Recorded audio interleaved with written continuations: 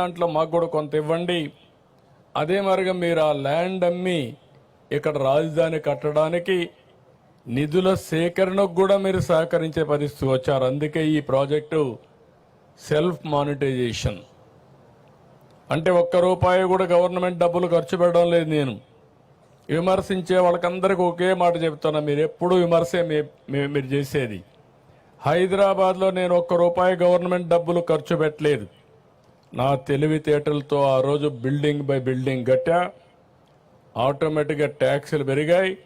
ఈరోజు హైదరాబాద్ నగరం వల్ల తెలంగాణ రాష్ట్రానికి 70% వనరులు హైదరాబాద్ నుంచి వస్తున్నాయంటే అది ఆ రోజు నేను వేసిన ఫౌండేషన్ అని చెప్పి మీకు తెలియజేస్తున్నా. అక్కడ ల్యాండ్ ఇచ్చాను, ఇక్కడ ల్యాండ్ పూలింగ్లో ల్యాండ్ మీరు ఇచ్చారు.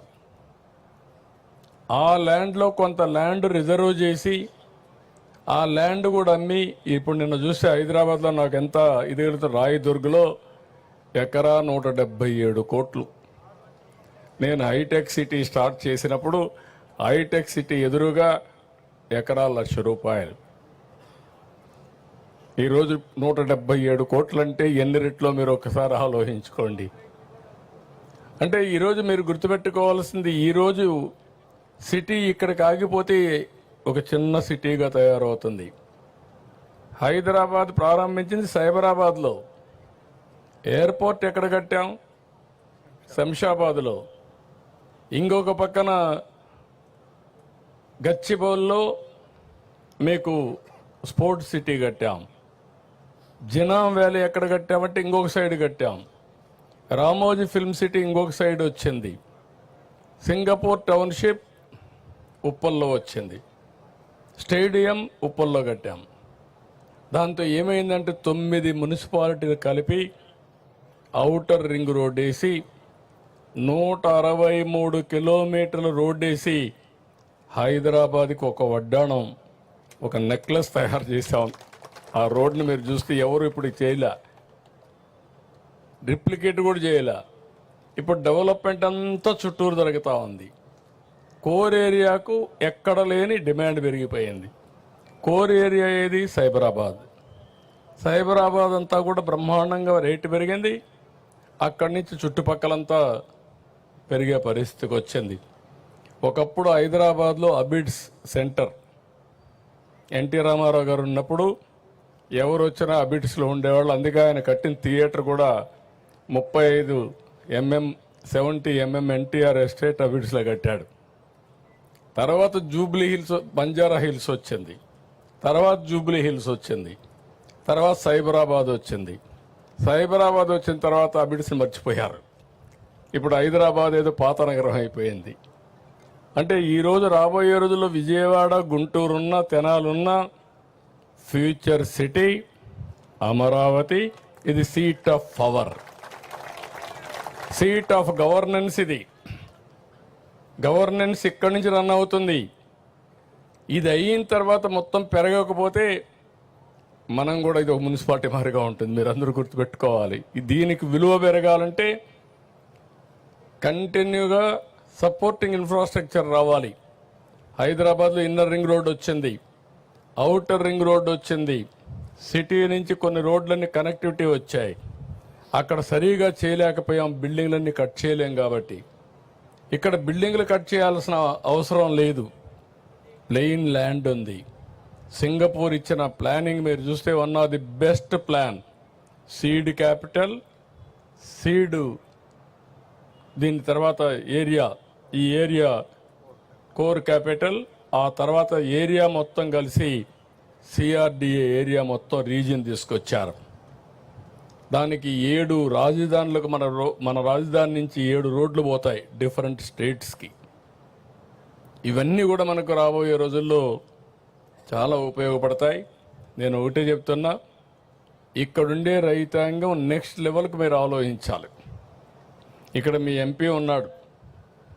మీ ఎంపీ ఒకసారి మీ మారిగానే ఒక సాధారణ కుటుంబంలో పుట్టాడు, నా మారిగానే చదువుకున్నాడు, అమెరికాకి వెళ్ళాడు, అక్కడ ఒక ఐటీ కంపెనీ పెట్టాడు డాక్టర్గా ఉండి, బాగా డబ్బులు సంపాదించి మళ్ళీ తిరిగి ఇక్కడికి వచ్చాడు ప్రజాసేవకు. అంటే ఒక సక్సెస్ స్టోరీ. చిన్న వయసులోనే అక్కడి నుంచి ఎంపీగా సునాయాసం గెలిచాడు. కేంద్రంలో డబుల్ ఇంజిన్ సర్కార్ వచ్చింది, మనకు అవకాశం వచ్చింది, ఆయనకు కూడా జాక్ పాట్ వచ్చింది. ఒక మాటలో చెప్పాలంటే ప్రజాసేవ చేయడానికి ఇంత తొందరలు ఇవి రావు. అది మీ ఎంపీ కావడం మీ అందరి అదృష్టం. అది కూడా చెప్తున్నా, గుర్తుపెట్టుకోవాలి. ఇక్కడ మీ ఎంపీ లెవెల్ హెడ్గా ఉన్నాడు, చేయాలని తపనుంది, డెవలప్మెంట్ చేయాలని తపనుంది, ప్రపంచాన్ని చూశాడు, దేశంలో మంత్రిగా ఉన్నాడు. ఆయనకు కూడా చెప్పా, ఎక్కువ సమయం స్పెండ్ చేయండి. ఇక్కడ రైతాంగం ఎవరైతే ఈ ప్రాంతంలో భూమి ఇచ్చారో వీళ్ళని ప్రయోజకులుగా తయారు చేయాలంటే ఏమేమి తయారు చేయాలనో ప్లానింగ్ తయారు చేయమని వారికి కూడా చెప్పా. నేను ఇంకొక మాట కూడా చెప్పాను, ఎక్కడ పోయినా మిమ్మల్ని గురించి ఆలోచిస్తాను. ఒక ఉదాహరణ ఎస్ఆర్ఎం విట్టుకు చెప్పాను. నేను ఎప్పుడూ చెప్పేవాడిని, ఒకప్పుడు హైదరాబాద్లో మీరు చూస్తే ఎక్కువ భూమి పేదవాళ్ళకు ఉండేటివి.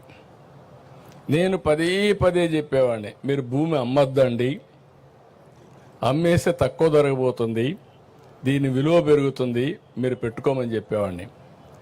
కొంతమంది సరే అవసరాలు లేకుండా తెలియని తరం కూడా ఉండి అమ్మేవాళ్ళు. అమ్మితే డబ్బులు వస్తే ఏం చేయాలో తెలిసేది కాదు.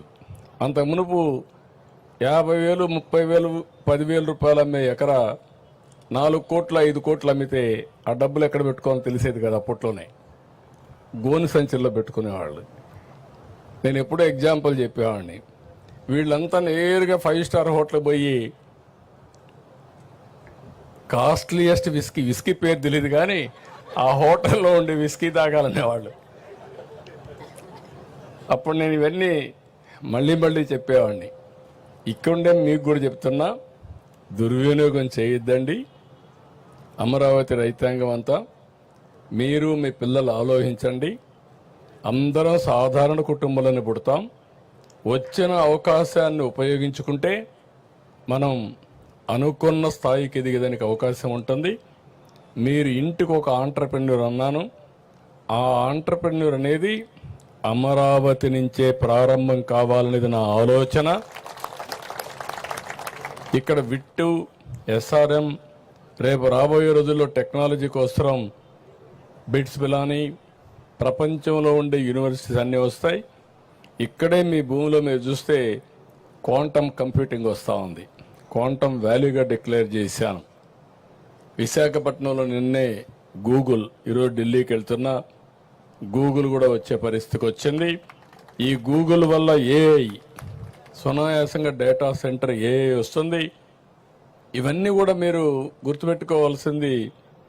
నాకు కూడా అర్థమయ్యి ఇవన్నీ కాదు, నేను మొదటి నుంచి కూడా ఏదైనా అర్థం చేసుకొని ప్రపంచంలో ఏది జరుగుతుందో దాన్ని ముందు ఊహించి మన తెలుగు జాతికి అందించాలనేది నా ఆకాంక్షని మరొక్కసారి మీ అందరికీ తెలియజేస్తున్నా. ప్రధానమంత్రి గారు క్వాంటమ్ మెషిన్ పెట్టాడు, నేను క్వాంటమ్ కంప్యూటర్ అమరావతి తీసుకొచ్చా.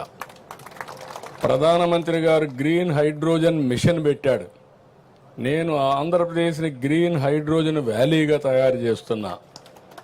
అందరూ ఏ గురించి మాట్లాడుతున్నారు. హైదరాబాద్లో మీరు ఆ రోజు హైటెక్ సిటీ, ఐటీ, ఒకే ఒక నిర్ణయం, మీ ఊర్లో కూడా ఉంటారు.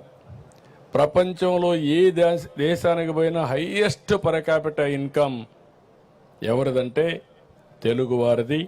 అది తెలుగువారి యొక్క ప్రతిభని మరొకసారి మీ అందరికీ విజ్ఞప్తి చేస్తున్నా. ఇప్పుడు ఏ అయిపోయింది, డేటా సెంటర్, లేకపోతే క్వాంటమ్ కంప్యూటర్, ఇంకొక పక్కన ఎక్కడికక్కడ ఆర్టిఫిషియల్ ఇంటెలిజెన్స్.